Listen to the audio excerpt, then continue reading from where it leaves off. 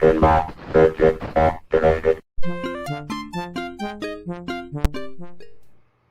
Here's the next patient.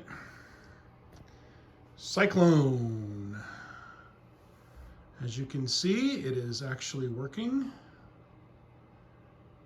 I actually just played a game on it and it plays like crap, but it does work. All the features I think seem to work. The Ferris wheel works. So let's take a look at where we're starting. So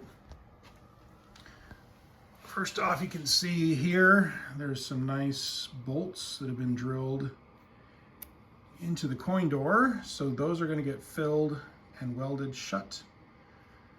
Same thing here. They put in 2 bolts instead of replacing this carriage bolt. So we'll replace that carriage bolt, fix all that. I'm going to powder coat this coin door, probably orange, and I'm going to match the legs. And then we'll have silver bolts. We're going to do our custom paint job here. You can see there's a lot of dry rot kind of damage here. I'm going to try and save that with some glue and some clamps and some epoxy once we get the cabinet gutted. Take a look at the side here. So here's one side. The sides aren't terrible. There's a big gouge here that will fill. And here's the back box. Also, you know, kind of beat up. We'll make all these corners sharp again. Fill all that with epoxy and sand it back. Going to the back of the machine, you can see more water damage evidence here. So that's all going to be sanded back. And I don't know if I'm going to be able to replicate that or not. That's a silk screen. There is a guy in the area that does it, so I might ask him to do it. You can see there's a lot of damage to the back just from trucking it around and stuff. We'll fix all that. Other side, more damage to the back box. And this side, there's a pretty big problem here. That's a football fill that we're gonna have to get out of there and fill, and then this is delaminating some. So we'll fix all that. And I'll take the glass off and we'll look at the playfield. So you can see the displays are actually really pretty good. I may be able to just use those and straighten them out a little bit. There's no ghosting or anything, so that's nice. The actual plastic for this might be okay if I just clean it up. I think it's probably okay. There's one little scratch here, but that's not too bad. These are about $100 new, so I don't know that that's going to be worth the $100, assuming it cleans up okay. The light box, light board, you can see, I think everything is relatively working. This little spinner decal is actually in pretty good shape, so that's nice. And let's look inside. Okay, so inside looks like all original boards. Okay, so pretty dusty, but otherwise not bad. I will most likely be replacing the speakers. I'll probably upgrade them a little bit. This board here doesn't look terrible. I don't see any major scorch marks. I'll just clean that up. Your rectifier board doesn't look bad. I don't see any big scorch marks or anything there. Here's your power board. That doesn't look too bad either. Again, I'm just looking for big areas of hacks or burns or whatever, but that actually looks pretty good. I believe this is your soundboard. And that looks okay. And then your MPU doesn't look bad at all. The batteries have already been taken off. I'm trying to see where they've got Usually there's either a NVRAM or, I don't see a remote battery holder, and there's nothing soldered in there. That's interesting. I wonder if somebody just took that battery holder off and didn't replace it. So we'll put a remote battery holder in there.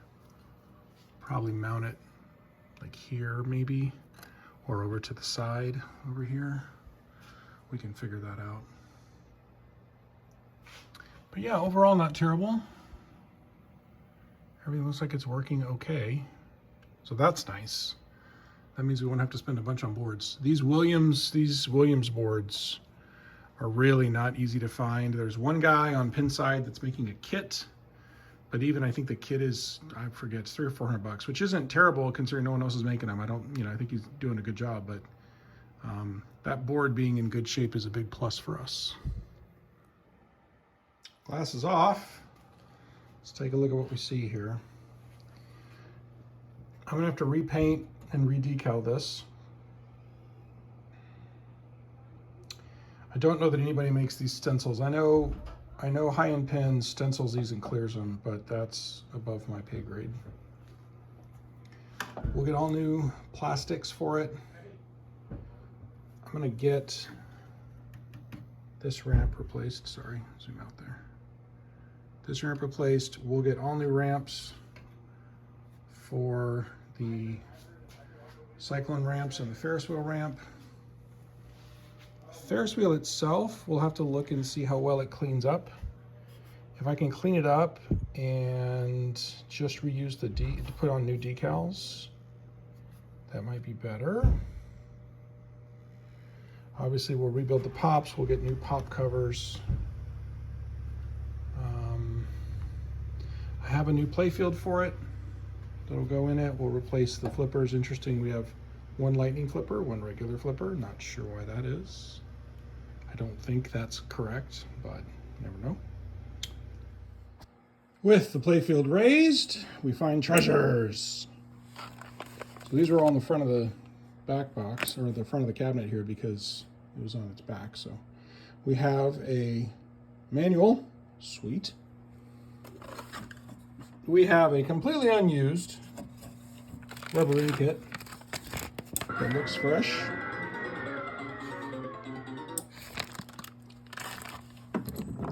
We've got some fresh flipper rubbers, and looky there, $1/4. Purchase price is already going down. This is $19.74. There you go. And the rest of it's just, head bolts, etc. So let's look at just look at the general area here. Transformer looks okay. I'll kind of clean that up and give it a coat of paint. Tilt bob area, you can see there. Not bad. That'll shine up nicely. Inside the coin door is actually all there. So that's nice. Needs a couple little things fixed. Shooter rod is not mushroomed, so that's nice. All right, let's look here. So it's interesting that there's all these markings on this playfield. I've seen on Pinside some people that say that these are like, prototype playfields or whatever, but I don't think that's the case. Who knows? But yeah, it's the first one I've seen that's marked like that with the little layout, which is kind of cool. So I'll be most likely replacing all of the ramps on this game, including the subway here. But flipper coils look good, actually. Keep getting too close. Better about this.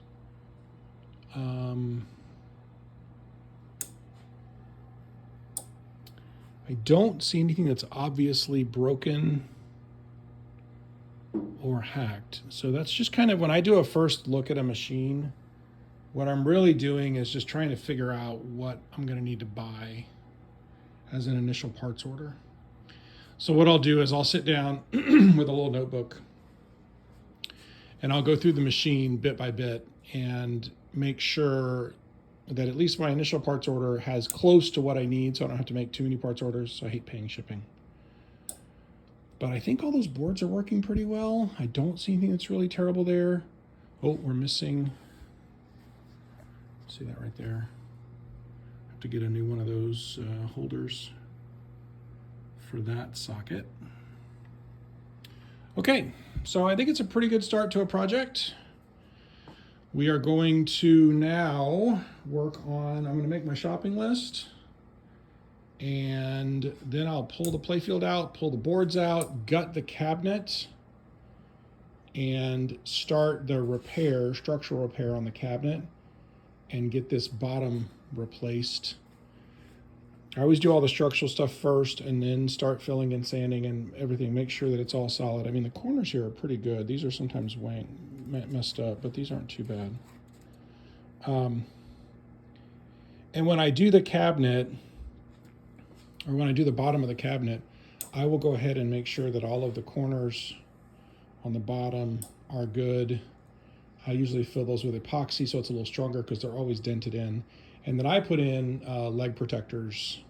There's a metal leg protectors you can buy that I use. So, Cyclone it is. Here we go, guys. Project number next.